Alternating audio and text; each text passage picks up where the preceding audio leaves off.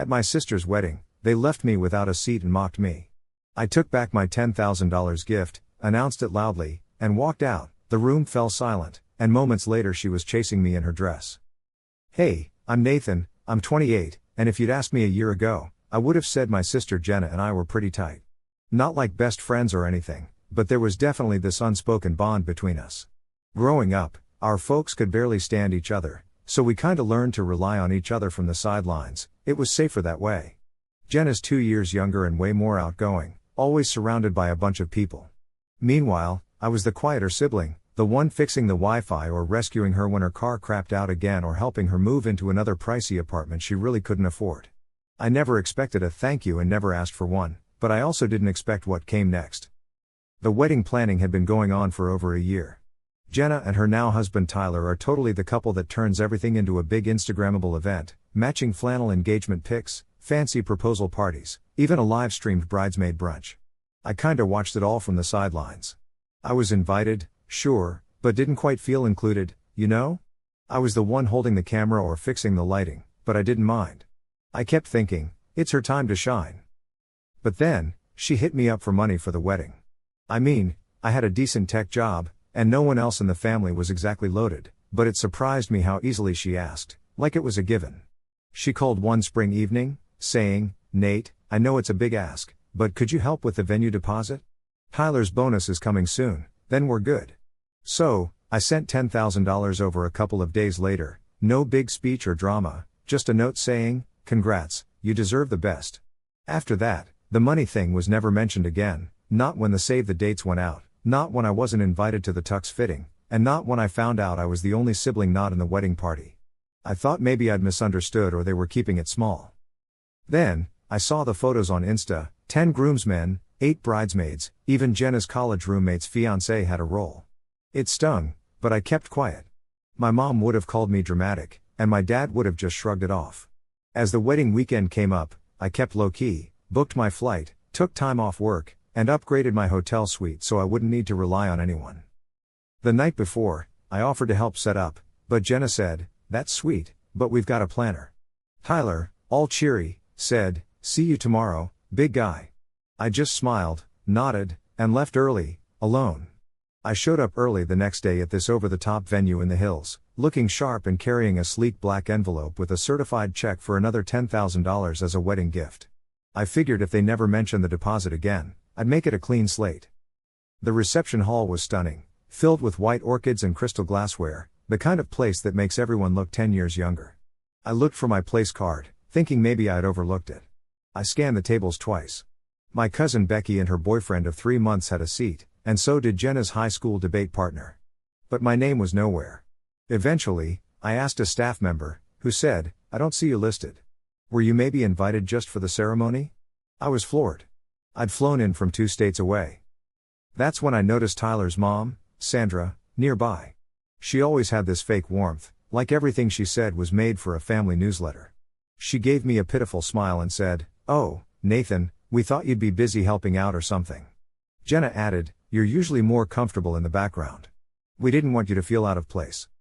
I looked around again, distant cousins, friends of friends, Jenna's yoga instructor, all seated and smiling. My ears were ringing. I was too stunned to speak. Then Sandra, with more of that condescending warmth, said, but there's always standing room at the bar, dear. That's where the fun is anyway. Something in me snapped. I walked over to the gift table, picked up the sleek matte black envelope I brought, and turned to face the room. I didn't yell. I just calmly said, didn't realize a $10,000 check only. So there I was, standing in the middle of this wedding looking like a fool, thinking, thank goodness refunds exist. You could have heard a pin drop, everyone froze, even the bridesmaid who looked like she'd forgotten about her half-finished mimosa with her mouth hanging open. I turned around, stomped out with envelope still in hand, and just as I'm reaching the main doors, I hear someone sprinting up behind me. The sound of heels clacking on the posh marble floors gave it away. Wait, Nathan. It was Jenna, all dressed up in her wedding outfit, looking out of breath with a slightly askew veil. She grabbed my arm with this desperate look I hadn't seen since we were kids, the same girl who used to sneak me Pop-Tarts because I always forgot breakfast. I felt a pang of guilt, but it didn't linger. Nathan, she panted, can we please talk? I raised my eyebrow, like, really? Today, Of all days? You were too busy to notice I didn't have a seat. She flinched but quickly bounced back, blaming it on the planner. But I'd already had a chat with her fiancé's mom who said Jenna thought I'd be more comfortable in the background. So I held the envelope out, asking, "Did you actually say that?" Her eyes blinked in surprise, and she quietly said, "I didn't think you'd mind." Wow. That casual cruelty masked as thoughtlessness hit hard. It's like they gave themselves the green light to ignore me. That line echoed in my head as I stepped back. You didn't think I'd mind being treated like a server at your wedding after I helped fund a big chunk of it? Remember the deposit, Jenna? The one for your venue while Tyler's bonus was pending? You never paid me back. I thought we were rolling it into the wedding gift, hence the envelope here. She opened her mouth to say something, but I cut her off. Don't even start with "I forgot." I didn't need the spotlight, just a chair. Literally, like 1 square foot to exist as a human being. Apparently, that was too much to ask. Her voice cracked a bit as she said, "I didn't mean to hurt you." "Yeah," I replied, "but you didn't care enough not to." Behind her, the reception was in full swing, laughter, clinking glasses, and someone shouting for a group photo, all happening without me. The very family I'd supported quietly for years brushed me off so easily. Jenna bit her lip and pleaded, "If you come back, I'll fix it. I can get another chair." But I shrugged it off. A chair isn't the issue, Jenna. The problem is I expected a little respect. After 28 years, I realized being the dependable one just means they'll use you until there's nothing left. She looked like she might cry, but I just couldn't deal with it anymore. I didn't want her tears or the guilt trip. So, I walked away towards the valet, hearing her call, "Nate, please." I kept moving. Valet asked, "Leaving already, sir?" And I replied, "Yeah," while sliding the envelope into my jacket. Turns out I wasn't really invited. I drove off, ignoring all the buzzing calls and texts from my family. I got back to my hotel, ordered room service, and just sat there, drinking alone. Around 11:45 p.m., I finally checked my texts. Jenna messaged, "Please don't tell mom and dad about the money. Tyler doesn't know you paid the deposit." No apology, no ownership, just fear of the mess she was in. And in that moment, I felt something click inside. The silence, the casual ignoring, the "oh, Nate won't mind" attitude, I realized it was never going to change unless I took charge. So, the next morning, I skipped the family brunch, ignored Jenna's pleas, and dodged my parents' calls. Instead, I drove to the airport, caught an earlier flight, and spent the week combing through every financial commitment I'd made for the family, bills, insurance, emergency credit cards, you name it. I listed it all in a spreadsheet, added up the numbers, and made a decision. I wasn't going to just disappear quietly this time. On the flight home, I felt a sense of clarity. Not angry or hurt, just clear. For the first time in years, I wasn't second-guessing myself, wasn't worrying if I was overreacting. I had proof, both financial and emotional, and I was done pretending my generosity was a bottomless pit they could keep drawing from without even a thank you. So there I was in a hotel room, messing around on my laptop, and I decided to tackle something that had been bugging me for a while. I started this spreadsheet to see just where all my money had been disappearing to over the years. I opened every bank app, every email with an invoice, and any shared bill from the last 5 years. Honestly, I was floored by how much I'd quietly been picking up the tab for my family. It all started small, like covering Dad's car insurance when he lost his job for a few months. That seemed temporary, but then it was paying off Jen's last semester of college because my parents said they were out of cash. Then there was that time I covered the cost of a family vacation, fully expecting everyone to Venmo me back. Spoiler alert, they never did. I'd always told myself it was fine, that they needed me, and that's just what family does, help each other out. But there's a line between helping out and being taken for granted, and somewhere along the way, my family had assumed I was their silent ATM. The wake-up call came when I saw a recent charge on my account, $194.85 for a catered bridal lunch at some trendy bistro near Jenna's place. No one even thought to tell me about it, much less invite me, yet I was the one footing the bill, again. Instead of getting angry, I just smiled to myself and got to work. Over a few quiet days, I canceled all the access my family had to my credit cards, froze the emergency account, and removed myself as a guarantor on Dad's car loan. I also changed all the login info for our utilities. Then, with perfect timing, I scheduled everything to shut off that Monday afternoon, right when I knew my mom would notice. Around 2:30 in the afternoon, Dad texted me, "Internet down. Did you forget to pay again?" I didn't answer. By 3 o'clock, my mom had called a couple of times and left me a voicemail. Nate, the power just went out, and the water's off. Can you check the accounts? I listened to it while munching on lunch and didn't reply. At 3:42, Jenna texted, "What is going on? Why is mom freaking out?" Again, I stayed silent. By 6 o'clock, the family group chat was blowing up. First, from Mom, "Nathan, we need to talk. This is extremely immature." Then Dad chimed in, "You're better than this. You're just hurting everyone." Lastly, Jenna, "I told you I didn't mean to leave you out. This is too far." That's when I finally decided to respond.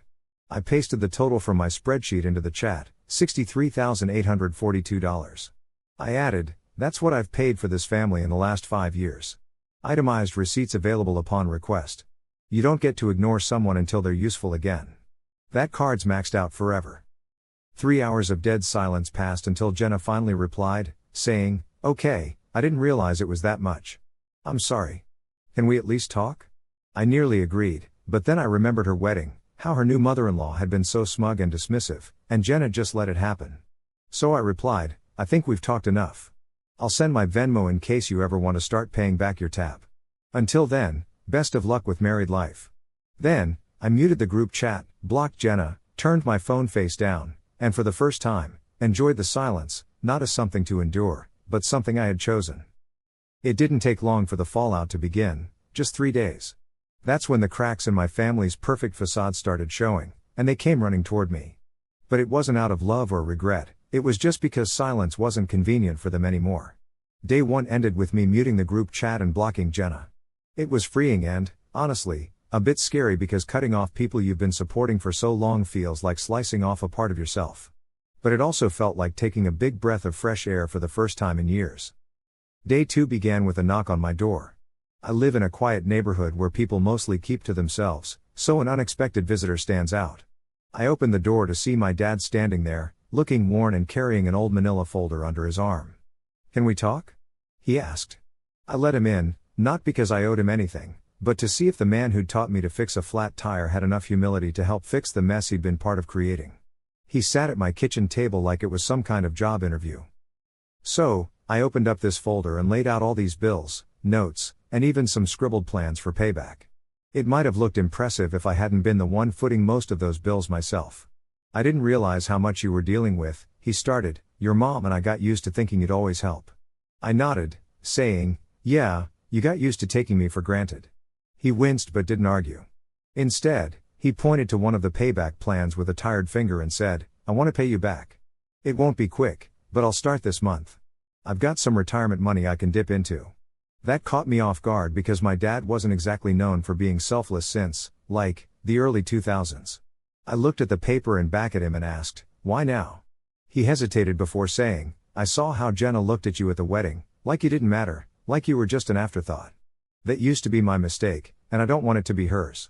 For the first time in forever, I saw the guy who'd carry me on his shoulders through 4th of July parades. I nodded slowly and said, "If you're serious, let's start with the car insurance. You cover that for the rest of the year, and then we'll talk." He looked relieved and agreed. After he left, I didn't cry or vent. I just sat there processing what it meant to finally be heard, not because I yelled but because I stopped talking altogether. Then on day 3, I got a handwritten letter from Jenna. She'd slipped it under my door instead of ringing the bell.